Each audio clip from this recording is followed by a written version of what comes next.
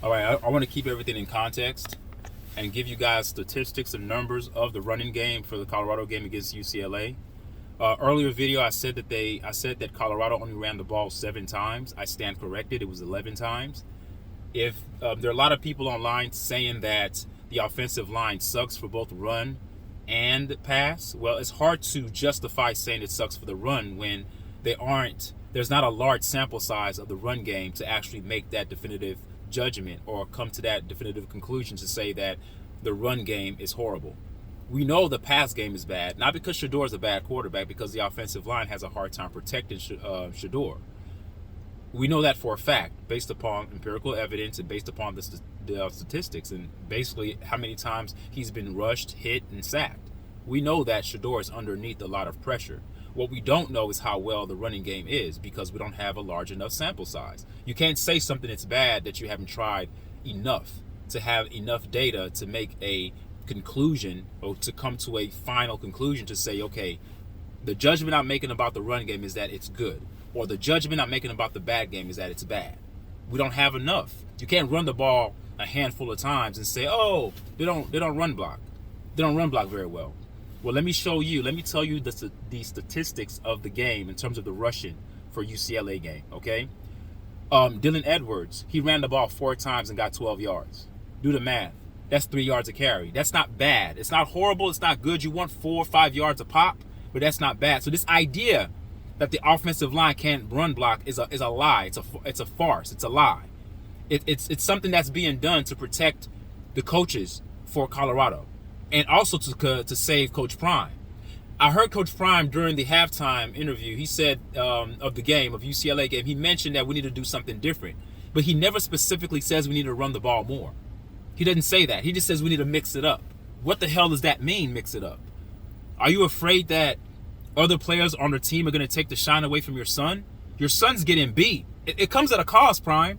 If you want your son to shine, it's coming at a cost. His body is taking a beating. He barely made it through the game. Did you see that? Your son was limping. More than halfway up, he was limping. Dylan Edwards ran the ball 4 times and got 12 yards. Wilkerson ran the ball 2 times and got 11 yards. Do the math. That's about 5-point-something yards a pop. That's about 5 yards a carry.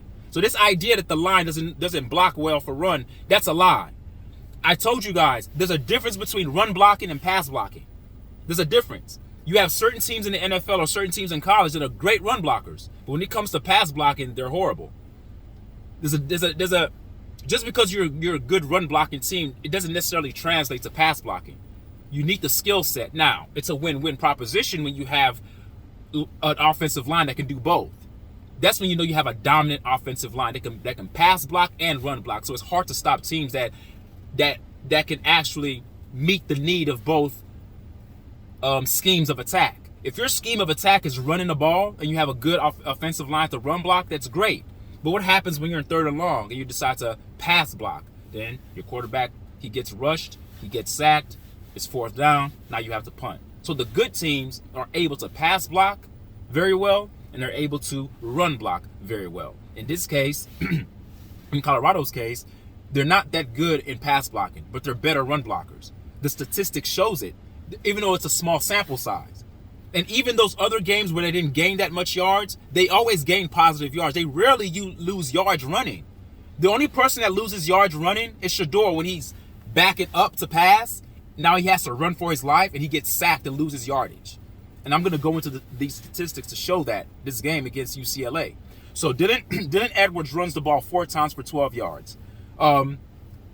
Wilkerson runs the ball twice for 11 yards. Hankerson, I really love Hankerson. He ran the ball 3 times for 8 yards. Okay? That's still not enough because if you give him the ball more, he can warm up. Guess what?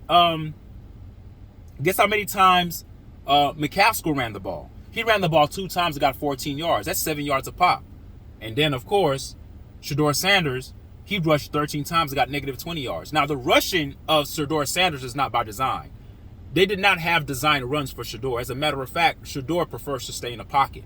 So he rushed 13 times out of necessity because he's running for his damn life. And he got negative 20 yards from that. So if the running game is not working, it's not because the running backs are not gaining. The running game is not working because when Shedeur decides to run for his life, he's getting sacked and they're losing yardage. So whenever you see the total run stats or the run statistics, when it says rushing, they include Shedeur's runs. And I think that's disingenuous. You should take away Shedeur's runs because his runs are not designed. They're not designed runs. He's getting sacked. And so those numbers, it hurts the numbers of the rushing yards totality. The total rushing yards for the team are hindered because they're factoring in the negative 20 yards that he gained or that he did not gain. Lack of yards that he gained. So again, Alton McCaskill ran the ball twice, got 14 yards. Dylan Edwards ran the ball 4 times, got 12 yards. Wilkerson ran the ball twice, got 11 yards. Hankerson 3 times, got 8 yards. So don't tell me that they're not gaining yards. They're not losing yards. You're just not committing to the run, folks. You are not committing to the run. And I'm gonna put the picture. I'm gonna put the picture of the statistics so you can see what I'm talking about. I'm not pulling this out of my ass. They are gaining yards. They're just not running the ball enough. I think Shedeur passed the ball 43 times. Imagine, let's split that. Let's say out of the 43 drop back passes that Shedeur had, let's say out of the 43 drop back passes that Colorado decided to run the ball about 21, 22 times consistently. They would have more time of possession. They would keep UCLA off the field. They would keep the defensive line off balance because you don't want the offensive line to be just focused on just stopping the pass, because if they become just centered on that, then you're going to see what happened the last game. You're going to see you're going to see a quarterback running for his life and a quarterback that's taking too many hits. And that's what's happening to Shedeur right now. He's taking way too many hits. All right? So don't give me this nonsense about their Prime says their O-line sucks. Yeah, their O-line sucks for his son when his son wants to pass. The O-line doesn't suck when it comes to running. Trust me, if Alton McCaskill was Coach Prime's son, you better believe they'll be running the ball more. That's what I'm saying. When your son is the quarterback of the team, I'm sorry, there's a bit of bias that's involved. You want to see your son shine. You want to see your son taken in the first round. You want to see your son do great. I mean, it's part of being a father. I'm a father. I know that. If my son was playing football, I would want him to be the best. I would put him in the best situation to succeed. But right now, Prime, about, what do you got? What's your guys' record now? 4-4? I think it is. 4-5, 4-4. About 8-9 games in. You guys need to rearrange and change the script. You guys need to go an alternate route. Find an alternate route to take. Because this putting Shedeur in a position to succeed, you're actually, ironically, putting him in a position to fail. He's getting hit too many times, Prime. Your son is taking a beating. He's not going to make it through the season. He's not. I want to be wrong, but he's not. You can't take that many hits. They're teeing off on him. And they're bringing a little extra sauce to it, too, because a lot of teams hate Colorado. The NIL deals that he has, there's a lot of jealousy behind those hits. He's on regular, tackles. They are putting him to the ground. So run the ball more. Again, Alton McCaskill, two attempts at running, he gained 14 yards. Dylan Edwards ran the ball 4 times, got 12 yards. Wilkerson ran the ball 2 times, got 11 yards. Hankerson ran the ball 3 times, got 8 yards. And Sanders ran the ball 13 times, which is crazy. How is your quarterback rushing more than the running backs combined? That's an imbalanced offense, folks. The recipe for disaster is imminent, as you can see in terms of what Colorado is doing. But the recipe for the solution is pretty easy. Have a balanced offense. When you're one-dimensional, then you make the job of the defense that's attacking you much easier. You have to make them think. You have great running backs, good running backs. You're not even using. I just told you their stats with the small sample size, and these are running backs running against a D line for UCLA. I think three of the guys, the twins and the guy, I think number 15, Leatu Matu. You have 3 guys that are NFL prospects on that defensive line. And our running backs, Colorado, I say our because I'm rooting for Colorado. The Colorado running backs are able to gain positive yardage on that defensive line. You know why? Because the offensive line for Colorado are not as bad as people are making them be. They're not that bad. When you're one-dimensional, you become bad. If pass blocking is already your weakness, as I've said on numerous videos, if that's your weakness, and then you're forcing your players to operate on their weakness, then you're going to lose the damn game. That is borderline arrogance commingled with stupidity.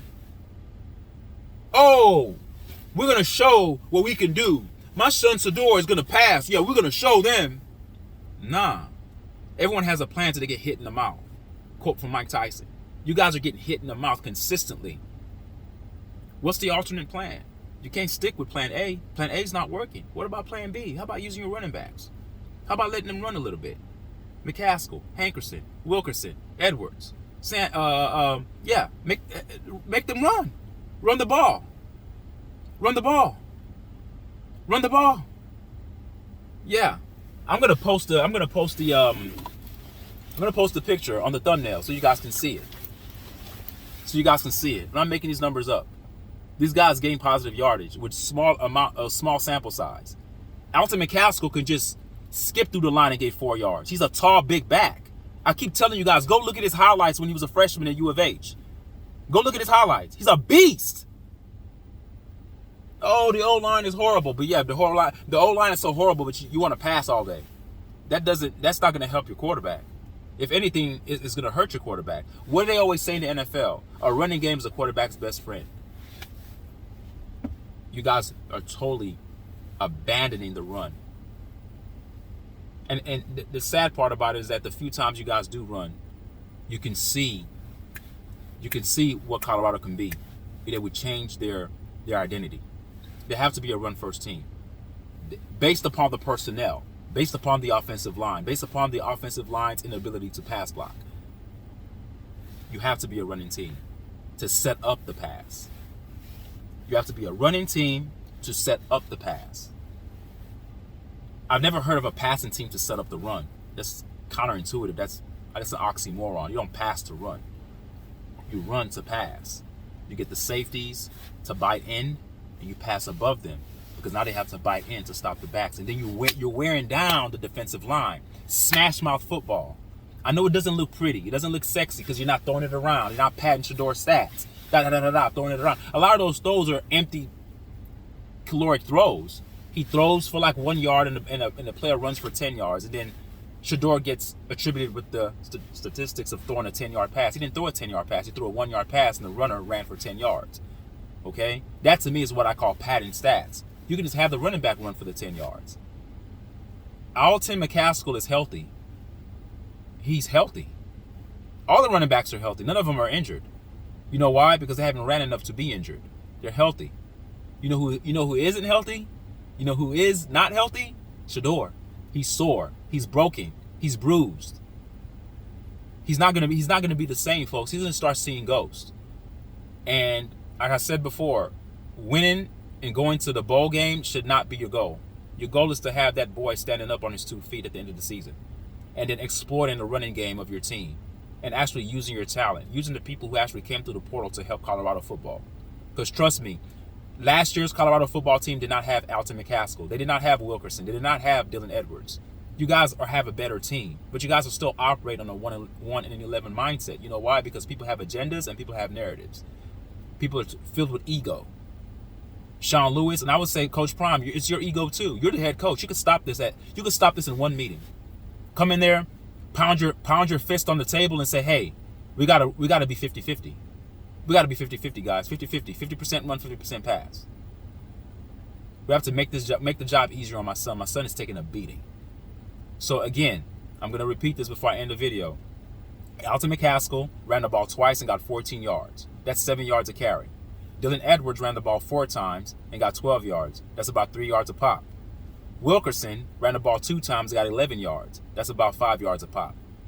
Hankerson ran the ball 3 times and got 8 yards. Okay? That was the weakest out of all of them. But Alton McCaskill should be your bell cow back. He should be a bell cow back. He should be a bell cow back. I don't know what the hell you guys are doing, man.